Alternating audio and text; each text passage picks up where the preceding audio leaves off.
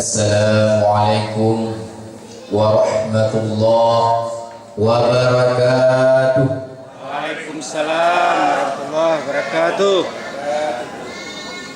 Alhamdulillahilladzi arsala rasulahu bil huda wa dinil haqq liyudhhirahu 'alad dini kullih walau karihal kafirun. Ashhadu an la ilaha illallah wahdahu la syarika lah wa ashhadu anna sayyidana wa nabiyyana Muhammadan abduhu wa rasuluh. Allahumma salli wa sallim ala sayyidina Muhammad wa ala alihi wa sahbihi ajma'in. Amma ba'du. Faqala Allah Ta'ala fil Qur'anil Karim, A'udzu billahi minasy syaithanir rajim. Bismillahirrahmanirrahim. Laqad kana lakum fi Rasulillahi uswatun hasanah. Qala Nabi sallallahu alaihi wasallam fil hadis, man ahabbani kana ma'i fil jannah. Shadaqallahul azim wa shadaqa rasuluhul nabiyul karim wa nahnu ala dzalika minasyahidin wa syakirin walhamdulillahi rabbil alamin. Rabbi shrah li sadri wa yassir li amri wahlul 'uqdatam min lisani yafqahu qawli. Allahumma jam'ana hadza jam'an marhuma wa tafarraqna min ba'dihi tafarruqan ma'suma. Ibu-ibu, bapak-bapak, para pengunjung dakwah yang dimuliakan Allah, marilah kita awali dengan memuja dan memuji Allah Subhanahu wa Ta'ala, di mana oleh Allah senantiasa melimpahkan nikmat dan karunia-Nya kepada kita yang Bandung, sehingga kata mesafat di tempat yang sangat mulia ini untuk memperingati bulan atau hari lahirnya baginda Rasulullah sallallahu alaihi wasallam. Ini semua terlaksana dengan berkah kudrah dan iradahnya Allah Subhanahu wa Ta'ala. Karena di saat kita punya rencana, Allah juga punya rencana. Di saat kita punya suatu keinginan, Allah juga maha berkehendak. Tentu segala rencana yang kita rencanakan, segala keinginan yang kita inginkan, itu semua tidak akan terlaksana kalau Allah tidak menghendakinya. Tapi alhamdulillah, pada malam yang berbahagia ini, acara Gedanyo di malamnya telah terlaksana dengan berkah kudrah dan iradahnya Allah. Salawat dan salam semoga selalu tercurahkan keharibaan Nabi besar Muhammad sallallahu alaihi wasallam. Beliau seorang rasul yang telah membawa kabar gembira bagi orang-orang yang berbuat taat kepada Allah Subhanahu wa Ta'ala, di mana nantinya di yaumil qiyamah akan dimasukkan ke dalam syurganya Allah. Beliau pula yang telah membawa kabar duka bagi orang-orang yang bermaksiat kepada Allah, pun nantinya di yaumil qiyamah akan dimasukkan ke dalam nerakanya Allah. Salawat dan salam kepada keluarga dan sahabat-sahabat beliau sekalian, dan kepada tabi'in, ulama yang mutaqaddimin, ulama yang mutaakhirin, yang muktabar keduanya di sisi Allah Subhanahu wa ta'ala. Juga rahmat dan sejahtera kepada para alim ulama yang mana sira sepatu yang mantongnya di atas permukaan bumi Allah yang fananya. Berkata oleh Hasan Al-Basri, laula ulama la kana nasu kal bahaim. Seandainya kita hidup di bumi Allah ini tidak ada ulama, sungguh manusia itu laksana seekor kambing. Ibu-ibu tahu kambing? Kambing kanduri. Ya, kambing itu di saat sudah melahirkan anaknya, begitu anak ke SD, ke SMP, ke SMA, nyang ahwati anak kambing yang karaya ibu hanya turi di kemari. Di saat anak kambing itu sudah dewasa, sudah kuliah, dia tak tahu lagi mana ibunya, mana bapaknya. Justru dia berpacaran dengan ibunya, bahkan menikah dengan ibunya tanpa melalui kantor KUA. Begitulah laksana umat manusia. Kalau hidup tanpa ada ulama, hidup kita seperti seekor binatang yang tidak kenal siapa Allah, tidak kenal siapa Rasul, tidak kenal siapa ibu bapak kita. Alhamdulillah kita hidup di negeri yang serba ada ulama, sehingga kita selalu terpetunjuk kepada arah-arah untuk menuju kepada syurga Allah. Amin ya rabbal alamin. Yang kami hormati, yang kami muliakan, kepada Imam Masjid Al-Istiqamah, dan yang kami hormati kepada Ketua PKM, yang kami hormati kepada Bapak Gesi, Tuhan 4, Tuhan 8, Tuhan 10, Tuhan 20 dan seterusnya. Yang kami hormati kepada Ketua Pemuda, Ketua Pemudi, ABG-ABG yang gaul-gaul baik yang tidak gaul. Yang kami hormati kepada Ketua Panitia yang telah menyukseskan acara Gedanyo di bak malamnya, dan teristimewa kepada seluruh ibu-ibu, bapak-bapak, hadirin wal hadirat yang telah berhadir di halaman rumah Allah yang mulia ini. Jadi ibu-ibu segala banyak ulun tuan bergahabat, segala pre ulun tuan dong di hadapan ibu-ibu. Terlebih dile ulun tuan lagi maaf. Mungkin tadi ada permintaan kalau bisa ceramah malam ini banyaklah bahasa Indonesianya. Ini adalah tantangan ibu bagi saya, karena bahasa Indonesia saya ibu sangat tajam. Kalau jatuh ke atas kaki, putuslah kaki. Bahasa Indonesia itu ibu petak-petak. Jangankan bahasa Indonesia, ibu bahasa Aceh saja saya kurang fasih. Karena bahasa Aceh di kampung kami ibu kalau hana hani, kalau homoja homoje, kalau puasa puase, nyampe dipikir dokter kerasa itu ane. Nah, nyohan peti, cobalah ibu tanya-tanya apakah benar seperti itu bahasa orang Lampung. Kalau ibu-ibu tidak percaya, jadi ibu kalau ada salah paham, lain makna dari apa yang saya sampaikan, itu adalah salah bahasa. Apalah bahasa ibu? Innallaha la yanzuru ila suwarikum walakinallaha yanzuru ila qulubikum. Allah Ta'ala tidak melihat kepada fisikmu, Allah Ta'ala tidak melihat kepada bahasa.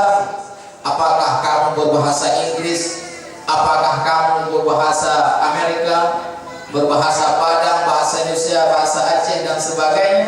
Tidak itu yang Allah lihat.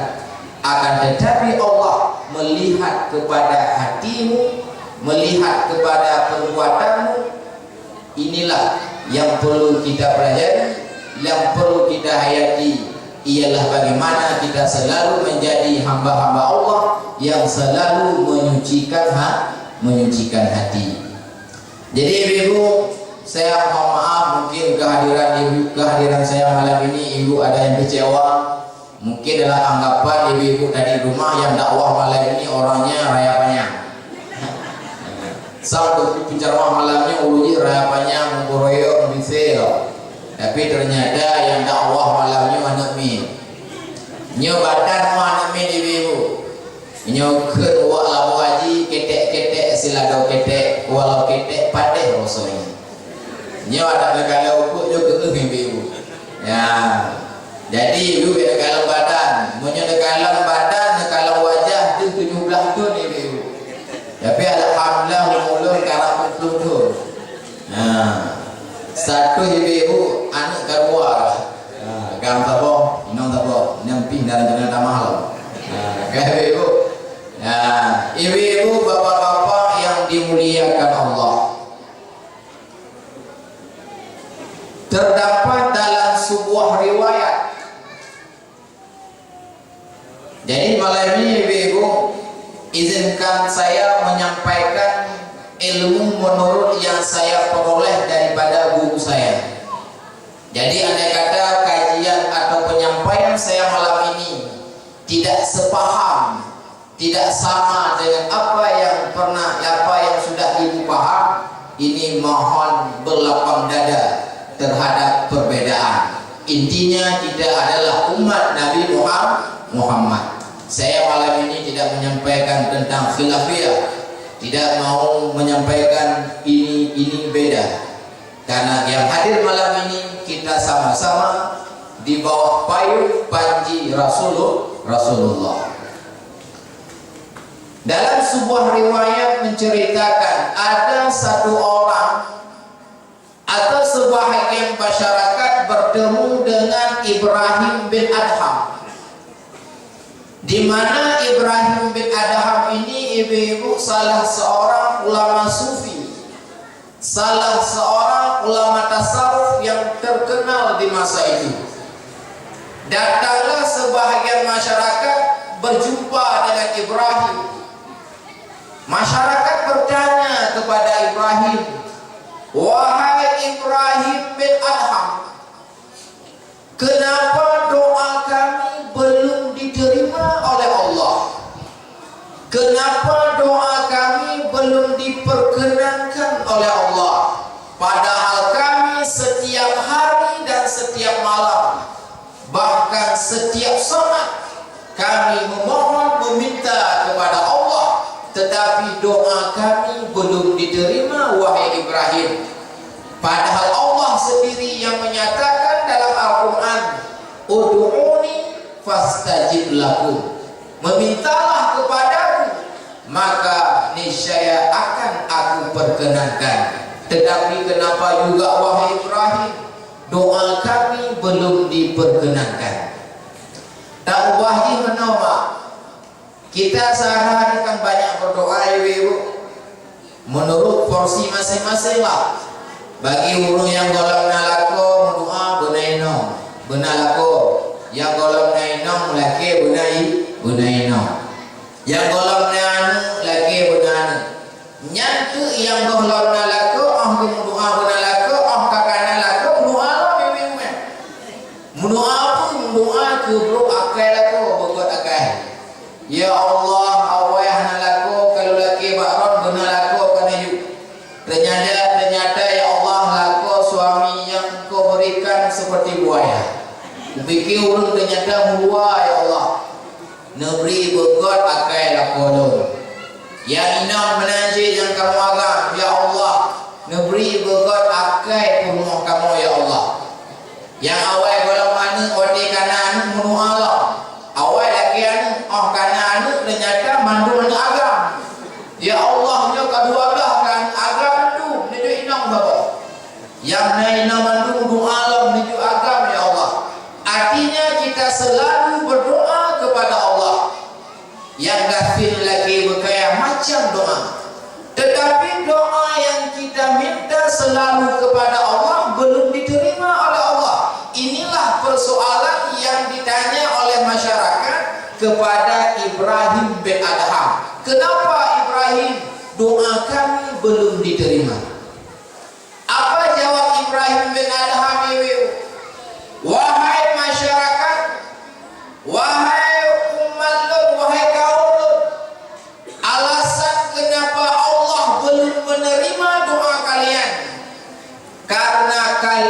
kalian belum bisa menjadikan diri kalian benar-benar menjadi umat Nabi Muhammad sallallahu alaihi wasallam. Kalian hanya mengidolakan Rasulullah. Kalian hanya mendambakan Muhammad.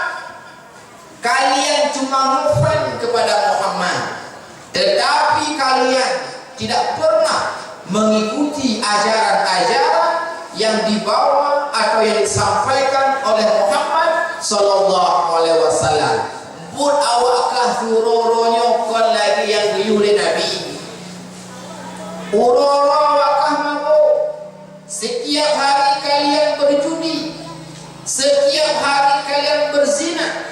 Kalian saling fitnah antara umat manusia. Nah yang cuy nonggok, nah yang culak rokok macam bu. Karena kalian belum menjadikan diri kalian sebagai umat Muhammad, makanya doa kalian belum diperkenankan oleh Allah Subhanahu wa taala. Ibu-ibu, bapak-bapak yang dimuliakan Allah, ternyata untuk menjadikan diri kita sebagai umat Nabi Muhammad, ibu-ibu, bukan hanya sekedar memperingati Maulid. Nalada urung mak le ke pokok kalori Maulid, le ke payuh buah sekamen kahna sembahyang lehu. Nalanya tapi insyaallah kampung suka ramai anak bak sini. Laurina bak kalori Maulid le ke pokok cimpan, ke pokok kuihnya, ke pokok kuih je. Duduk kaili sembahyang lehu. Nyat urunya lagi kon justru dia itu cinta kepada Nabi. Orang yang hanya sekedar memperingati Maulidin Nabi, dia membuat sebuah khanduri, pokok kue, pokok hidang manyang-manyang. Ternyata dia tidak sholat, dia tidak mengikuti ajaran Rasulullah. Itu bukanlah orang yang cinta kepada Nabi yang sesungguhnya. Jadi kalau hanya sekedar kita khanduri Maulid, kalau hanya sekedar kita ngefans kepada Muhammad, hanya sekedar idola kepada Muhammad, tetapi ajaran Muhammad tidak kita ikuti, kita bukanlah umat Nabi yang sesungguhnya. Tapi tak salah nopo ibu-ibu, kon kena pegang hanya kena terima lo. Nyo yang jadi masalah dia kita buah belanga, ternyata hanya sembahyang lehu. Nyo yang bermasalah. Padahal dia justru bukan cinta kepada Nabi, justru tidak sayang kepada Nabi. Orang yang cinta kepada Nabi, dia akan bersama Nabi dalam syurga. Seperti kata Rasulullah, man ahabbani kana ma'i fil jannah. Barang siapa yang cinta kepadaku, maka dia akan bersamaku di dalam syurga. Sehingga ibu ada orang bertanya, tunggu Ustaz, andai kata ada orang cinta kepada Nabi, dia sangat cinta kepada Nabi, bahkan hampir semua anaknya semuanya Muhammad dikasih nama, saking cintanya dia kepada Nabi. Kalau punya anak perempuan semuanya dikasih seperti anak Nabi. Tetapi dia Ustaz tidak sholat, dia tidak pernah puasa, justru dia membuat khanduri Maulid dalam bulan Ramadan. Dia tidak pernah memberi zakat, dia selalu mencaci maki antara umat manusia, dia saling fitnah memfitnah. Apakah nanti dia bersama Nabi dalam surga? Ada pertanyaan. Apakah orang seperti itu Ustaz masuk juga surga? Itu pertanyaan yang salah. Karena orang yang cinta kepada Nabi, dia tidak akan melakukan sesuatu perkara yang membuat Nabi marah.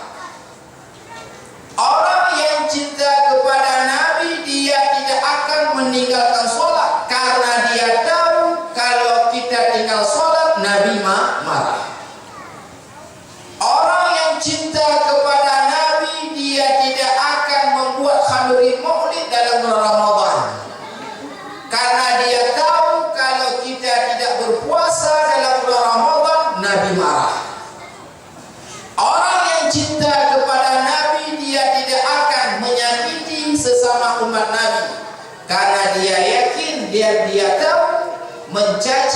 menzalimi sesama umat Muhammad, Nabi marah. Artinya orang yang benar-benar cinta kepada Nabi, dia tidak akan melakukan perkara-perkara yang membuat Rasulullah itu marah. Di dalam Al-Quran, ibu-ibu, ceramah kita berapa menit ibu-ibu? 10 menit.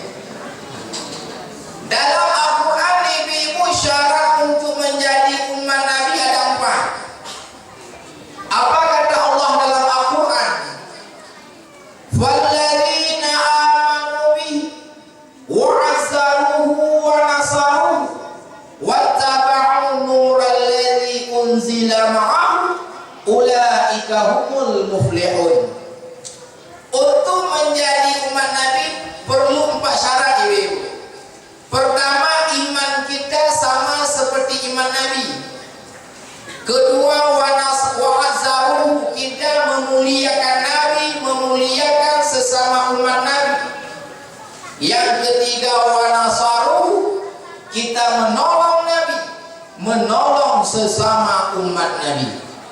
Keempat, wattaba'u nural ladzi unzila ma'ahu, kita mengikuti Al-Quran, mengikuti ajaran-ajaran yang dibawa oleh Nabi Muhammad. Ulaika humul muflihun, merekalah orang-orang yang menang. Dari 4 syarat itu, ibu-ibu, satu yang paling inti untuk menjadi umat Nabi Muhammad ialah mengikuti ajaran yang dibawa oleh Nabi Muhammad. Ibu-ibu teringat kisah pada masa Nabi Nuh. Pada masa Nabi Nuh alaihissalam terjadilah musibah tsunami, bahkan luar biasa daripada tsunami di Aceh, ibu-ibu. Ingat tak ada waktunya, ibu-ibu? Waktu tsunami pada masa Nabi Nuh, Nabi Nuh menyuruh kepada anaknya, ya bunayya, wahai anak, irkab ma'ana, naiklah ke atas kapal wahai anak, karena air laut akan naik. Apa jawab anak Nabi Nuh, ibu-ibu? Wahai ayahku, aku tidak mau ya. Aku tidak mau naik ke atas kapal. Aku akan lari ke gunung wahai ayahku, karena ke gunung air tidak akan naik. Sedih hati Nabi Nuh, ibu. Sakit ini, ibu. Hati yang paling dalam lagi. Nyokeng agak itu sakitnya tuh di sini. Ya. Jadi uas hati Nabi Nuh, hati. Bahasa Indonesia pun uas hati. Hati Nabi Nuh, ibu. Nabi Nuh memohon kepada Allah, ya Allah, innahu min ahli, dia itu anakku ya Allah, tetapi dia tidak mau ikut bersama aku. Apa jawaban Allah, ibu? Ya Nuh, innahu laisa min ahlika, dia itu bukan keluarga, dia itu bukan anakmu, wahai Nuh. Padahal ibu-ibu, Allah tahu itu anak Nabi Nuh, Allah tahu itu keluarga Nabi Nuh, tapi Allah mengatakan itu bukan anakmu, wahai Nuh. Kenapa? Karena dia tidak ikut bersama Nabi Nuh.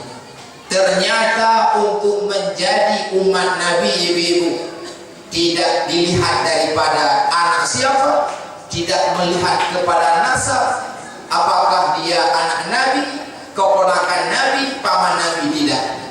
Yang inti untuk menjadi umat Nabi ialah ikut Nabi, ikut ajaran yang dibawa oleh Nabi Muhammad sallallahu alaihi wasallam.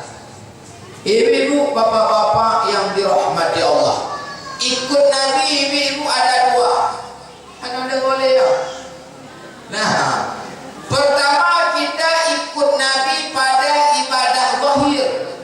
Salat, Nabi salat, kita salat. Nabi puasa, kita puasa. Nabi haji, kita haji. Nabi zakat, kita zakat. Itu ikut yang pertama, ikut pada ibadah yang zahir. Yang kedua, kita ikut Nabi pada ibadah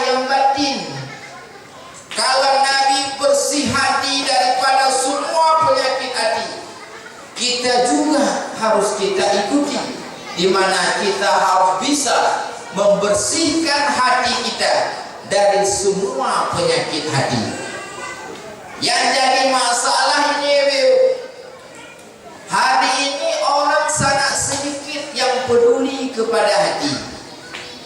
Orang yang banyak mempeduli tentang jasmani, lagi bagi si pegawai namanya bajak payuh muluk tu ramai orang yang untuk makanan jasmani ramai orang hansip buah malamnya masak makanan rohani sedikit. Sangat sedikit orang yang peduli kepada hati. Yang orang peduli muka lebih-lebih hurina yang perumun ke hati yang ramai orang peduli muka muka ibu nyo hansip budak rada merek habis tu dan getem ikuti punya pegang ke BRCTI. Ini budak untuk menghaluskan kulit yang belum halus. Yang belum merek yang belum lah. Tiba dibilang nyo budak untuk melicinkan kulit yang sudah halus. Belum lah. Nyo dibilang tengok untuk pelicin dah pelicin belum lah. Kalau masalah muka, kalau masalah wajah pusang bedak mantuk datang belum. Kau mana ni? Nya lip bak bibi rada model lip kalau pakai. Nya punya gebuh lip tu 7 warna. Mati nyamuk punya hidung. Nya biru. Nya punya pakai bedak pak punya urina. Kalau urina kampung lu. Nya biru. Nya punya buh bedak, nya bedak malam, nya bedak siang, ya pak. Nak tipu tu ibu bedak tahajud. Saya baru tahu ternyata ada juga bedak tahajud. Ya, nenek mungkin belum tahu. Bedak tahajud itu dipakai oleh kakak-kakak kita waktu terkejut tengah malam. Waktu terkejut dengan pohon malam jak bangun. Biasa kalau ustaz-ustaz kalau bangun tengah malam dia ambil wudhu salat tahajud, dia enggak. Begitu dia bangun jam 2 malam, dia pergi ke sumur, dia pakailah pon. Karena dipakai bantu kejut, kekelah pon tahajud. Nah, ada lagi nanti pagi pon duha. Jadi artinya dia pakai bedak sama seperti waktu salat. Salat sehari semalam 5 waktu, bedak begitu juga 5 kali sehari semalam. Ada rawatibnya lagi. Kan semayang mentang rawatib, bedak nasi rawatib. Artinya hansip merek bak turut untuk pelagakmu muka. Monya ego itu uku baca pasang kawat. Mai bebo. Asal gigi yang maju ke depan sikit. Ya, lagi ego anda keren uku mandu. Nya monya KTV ego uku baca nya pasang kawat. Yang inang pegah balako, bang. Kalau bisa kawat kebun kita tunda dulu, bang. Abang lah boleh kawat gigi dulu. Kawat-kawat lampuh je tu ke bang. Nyampak kawat gigi gonya tak kaya panu pak. Nyam menyotablo kawat mendoro nya itu lampuh mau padu hektar. Ya, dari laku uno untuk pelaga ina menajib. Alah konci. Bang kita tunda juga lampuh lampuh kita pasang gigi kawat ni. Ya, datang kawat bagi gigi je. Tema tu apa hukum pasang kawat gigi? Ya. Ibu, nyobek tak pegang harum mahna harum dia namanya. Ya. Menurut hemat saya, ibu, pasang kawat gigi itu ada boleh, ada enggak boleh. Enggak boleh kita pasang kawat gigi kalau tidak ada mudarat. Kalau hanya mengganggu, kalau mengganggunya mau je, dah mengganggu. Ada kala terganggu pribadi kita atau terganggu orang lain. Terganggu pribadi kita waktu makan tergigit umpamanya. Kadang ada gigi orang model kayak gini. Jadi susah dia makan. Kadang-kadang waktu baju makanan mendekat tu.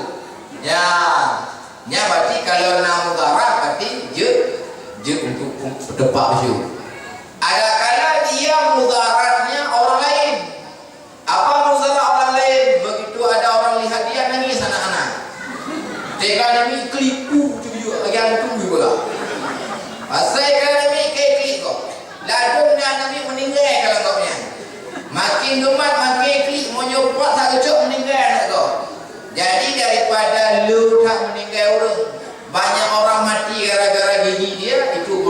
diluruskan.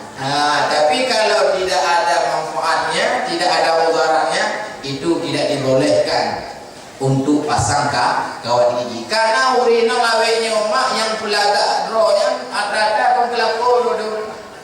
Karena hari ini istri-istri itu banyak dia bersolek bukan untuk suaminya, tetapi untuk suami-suami yang lain, artinya untuk orang lain. Buktinya saya lihat perempuan kampung saya. Ini pegang-pegang memang lepung ni, bukan kegenturan dan kue kampung. Urino cina kelam punya di rumah roh punya pada punya baju pakai peniti tu. Ya, nah baju pakai peniti. Kalau di rumah pakai baju pakai. Punya di rumah pakai baju pakai baju yang ke peniti, yang ke cocok, yang ke depri tu. Asal ke TV luar rumahnya kalau agak sebelah. Nya hanale pakai baju pakai yang ke di luar. Artinya apakah? Buktinya punya di rumah batinya pelemah malinturo hana pelemah pakai bati TV dua ke pelaga roh. Justru perempuan itu dianjurkan dia mempercantik dirinya itu untuk suami sendiri. Makanya ketanya ubang yang laku katalah waktu minum kalaga TV dua. Yang salah itu nanti wali kau dengar. Sehinggalah kalau mungkin kalau zaman sekarang ada istilah pelakor pencuri suami orang, tapi tidak tertutup kemungkinan ada juga pencuri istri orang. Bahkan karena katanya tapi tak ada pelagak ini, sehingga dicuri itu. Artinya apa ya ibu? Banyak sekali orang yang peduli kepada muka, lupa dia mempedulikan hati. Padahal kita ikut Nabi Muhammad, ikut pada ibadah yang zahir, ikut pada ibadah yang batin. Ibadah yang batin salah satunya ialah mengobati hati daripada penyakit-penyakit hati. Kalau hati kita berpenyakit ibu-ibu, kita akan menjadi manusia yang celaka.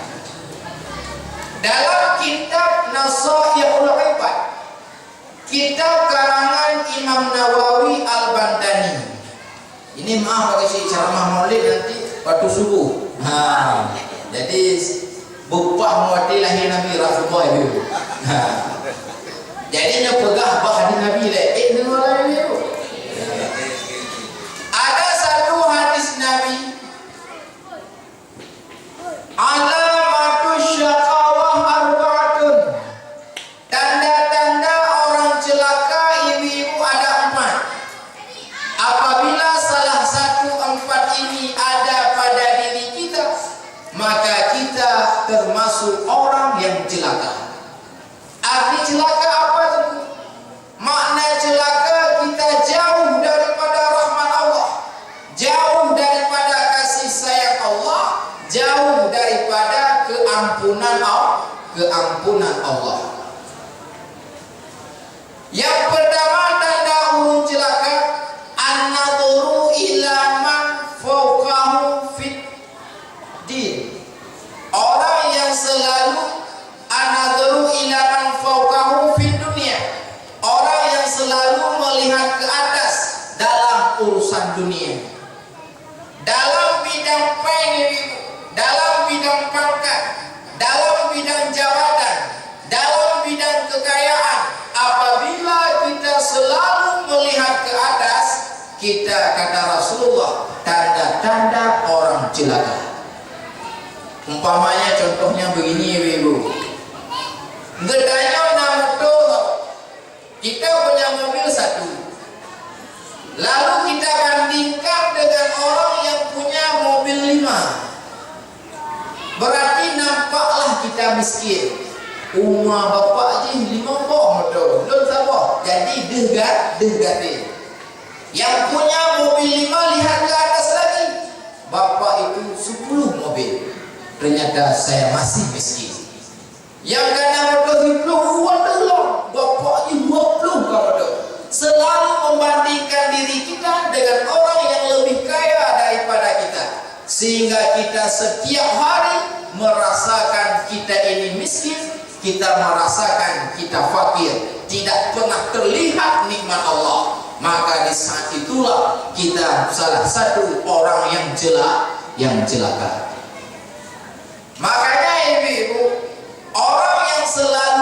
melihat ke atas, di saat kita tanya kepada orang tersebut, Pak, kata tanya lewat saya ini, Pak Ali, Pak, apa kabar lu? Selalu jawabannya tidak ada can teguh, tidak ada can, hanya can jawaban. Bu pagi-pagi hanya can.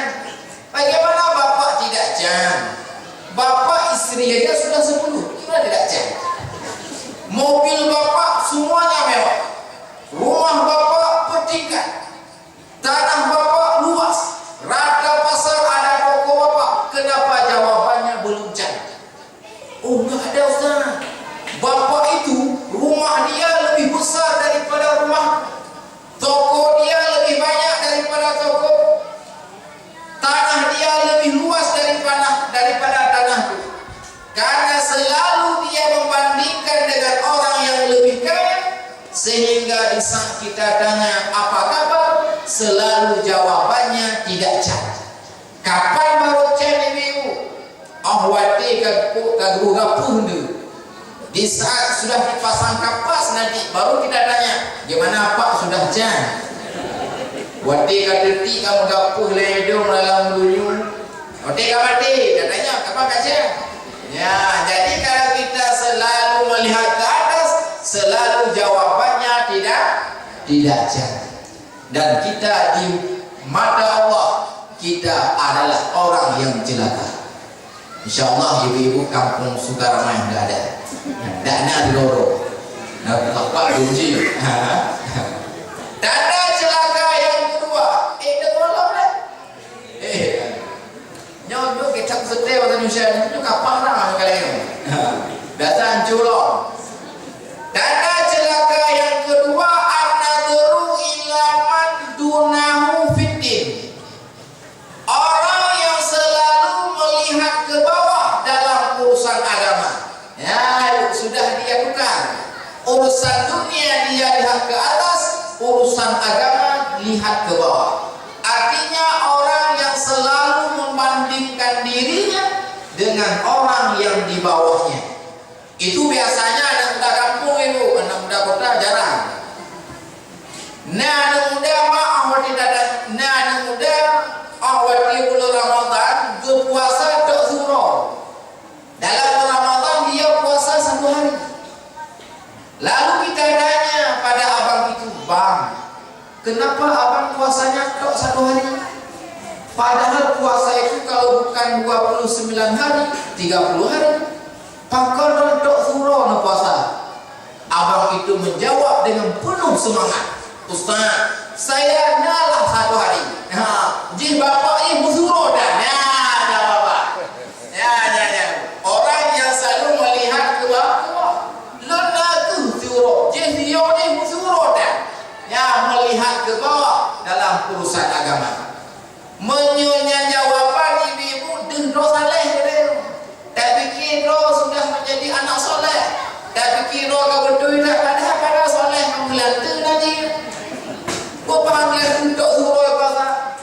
Lalu kenapa dia merasa dirinya soleh? Karena dia bandingkan dengan orang yang tidak pernah 1 hari pun berpuasa. Ya ibu, tapan si lagi urung suruh. Yang nak kerja orang terjik, nampak kecil umpama majid dok mengkulit benda. Nyampi datang masak bulu rumah. Katanya, orang kerja mengkulit benda kerja orang terjik. Mungkin insya Allah kerja sini. Atau lu kubah boleh beramai urung. Nampak kontok mengkulit benda. Jawabannya begitu juga. Kita guna aku mengujak mereka. Dia tahu ada yang kerja terjik. Nah, jawaban. Kita banding dengan orang yang di bawah kita dalam urusan agama. Itu tandanya orang yang celaka. Nyo hati-hati mak. Kalau penyakit ini ada pada batin kita, maka akan hancurlah sebuah negara, akan hancurlah sebuah daerah, bahkan akan hancurlah sebuah rumah tangga. Kalau penyakit melihat ke bawah dalam urusan agama, melihat ke atas dalam urusan dunia. Uronyo survei lapangan ibu telah membuktikan ledak uronyo hancur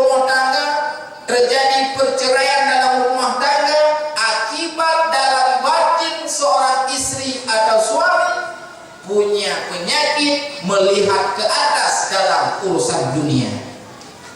Umpamanya ibu, ini maaf cakap ibu.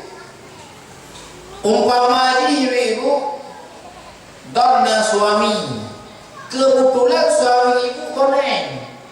Tahu koneng? Bokir, gigi ke depan semua. Lagi kau nak keren you, ke mana ibu? Ini maaf cakap ibu. Ya, no survei lapangan ibu telah membuktikan tidur rinam dan suami kau koneng. Jadi le istri yang punya suami koneng, dia bandingkanlah suaminya dengan orang lain yang gandeng, yang giginya tidak koneng, metik mandu. Nah, gandeng tak banyak, beda tak melakukan ibu ke mandu. Di saat dia sudah membandingkan suaminya yang jelek dengan suami orang lain yang gandeng, sehingga nampaklah jelek suaminya, sehingga nampaklah kekurangan suaminya, sehingga dia perlahan-perlahan dia kurang cinta kepada suaminya.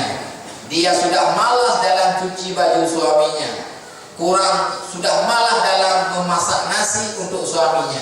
Hanale yang panggilan Abi Umi, awal waktu zaman panggilan Abi Umi, waktu pacaran zaman panggilan Pak Abi Umi, Sam-sam cinta Islami, panggilan ayah bunda, Sam-sam ke anak kedua. Awate kamu kawin kahanale Abi Uminya, kada hati lain.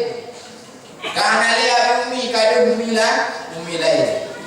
Sehingga di saat sudah terlihat selalu kekurangan suaminya, akhirnya terjadilah kekacauan, terjadilah perceraian dalam rumah tangga akibat punya penyakit melihat ke atas dalam urusan dunia. Begitu juga kami ibu yang suami, kalau ada penyakit itu hancur rumah tangga. Maaf cakap juga ibu, kadang-kadang kamar-kamar nak minum sesuai harapan, minum tumbuh lagi menjimon. Lem tumbuh hitam loh, hitam kok kerinting loh, panas loh. Subhanallah, mudah banding tu minum lain yang putih licin. Minum yang licin tak boleh, nyamuk mesti ruk ni dah. Ino lo hitam lagi lama, ya tumbun lagi menjimon, lagi kawat muruk. Demi pro ino nampaklah kekurangan istri kita sendiri, sehingga tidak lagi cinta kepada istrinya, tidak ada lagi sayang kepada istrinya, tidak ada lagi panggilan Abi Umi dalam rumah tangga. Hanale ya lafinya. Pakau deh kada umi lain, sehingga terjadilah kekacauan, terjadilah perceraian di dalam rumah tangga ini. Akibat ada penyakit melihat ke atas dalam urusan dunia. Betul bukan ibu? Betul ya, jujur. Karena survei lapangan lagi kan? Survei lapangan telah membuktikan kehancuran sebuah daerah, kehancuran sebuah rumah tangga akibat penyakit selalu melihat ke atas dalam urusan dunia. Ibu-ibu, bapak-bapak yang dimuliakan Allah. Tanda celaka yang ketiga ibu, anisyanu zunubi mardiyah wa hiya 'indahu mahfudhah. Orang yang selalu melupakan dosanya di masa lalu, padahal dosa itu masih tersimpan di sisi Allah. Urung pedua-dua dosa zaman ibu-ibu. Ibu-ibu yang sudah putih rambutnya, yang kayak mudungkan ibu-ibu. Wati muda-muda zaman jahat, zaman tak pernah jahat zaman. Wati nama ngobanglah zaman gede hulupung. Anak nak pakai jilbab, tinggal sembahyang dahulu diikut banglah atau hendak. Ya tinggal sembahyang asal pandi longai lampu. Wati abegi jamun ibu. Jino dong kama anak cucu. Kedua ke dosa zamannya. Ya padahal dosa zaman dahulu masih tersimpan di sisi Allah. Maka itu petanda orang yang celaka dalam pandangan Allah, lupa terhadap dosa di masa lalu. Begitu juga kami bapak-bapak, yang hakim beraya banyak lah. Wati kita muda-muda jangan pak, wati abg jangan. Wati itu bagi dia kupi sering demam, enam, so ada so sih. Lalu nak pun lewa, maka, ya lah. Nyanyi wati abg jangan pegang wati muda jangan. Jika kamu deo kaman cucu katuo tu dosa jangan. Wati jepeh enam tinggal dahulunya. Tinggal asalnya. Tiga tinggal semayang. Nyawati muda jangan. Jika katuo nya. Ya, katuo ke dosanya. Nyan adalah tanda-tanda urung yang celaka. Jadi bagi banci terhadap dosa yang pernah kita lakukan di masa lalu, kita wajib bertobat kepada Allah, karena pintu tobat selalu dibukakan oleh Allah Subhanahu wa taala kepada orang-orang yang mau bertobat kepada Allah. Tobat ada dua Ibu. Ini secara garis besar karena waktunya singkat Ibu. Ana cak ini dulu lah ini bukan itu. 5 menit Ibu. Pertama, tobat kita daripada maksiat zahir.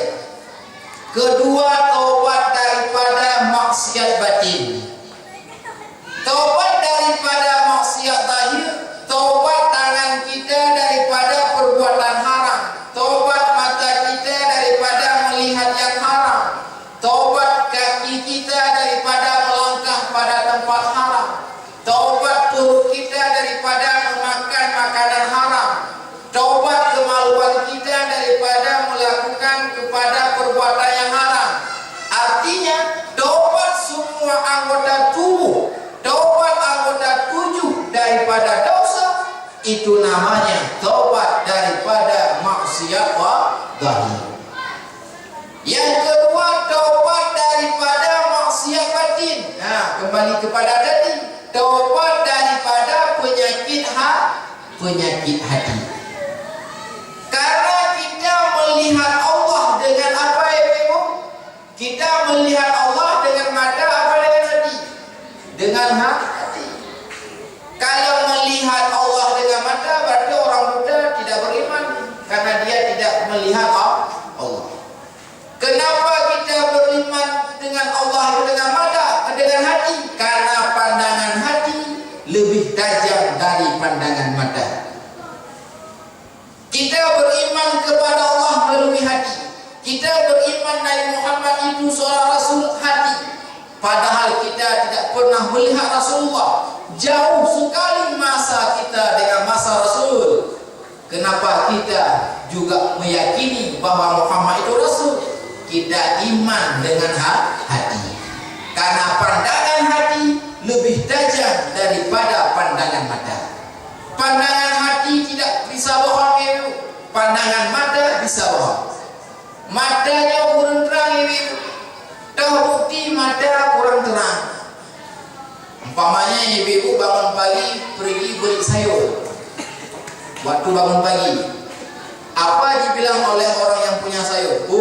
Ada anak kelereng dalam mata ibu. Di mana? Di sini. Ubina mata. Ada taik mata dalam mata. Padahal matanya di mata itu dah pernah ada. Yang bukti mata kurang terang. Ya ibu. Survei yang kedua, mata itu kurang terang. Pernah ibu lihat orang nembak burung? Nyawa tembak cicin. Nyawa tembak cicin, waktu tembak cicin nyipit mata sebelah ibu ya.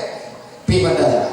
Ya, orang tak fikir makan kepala pit sebelah.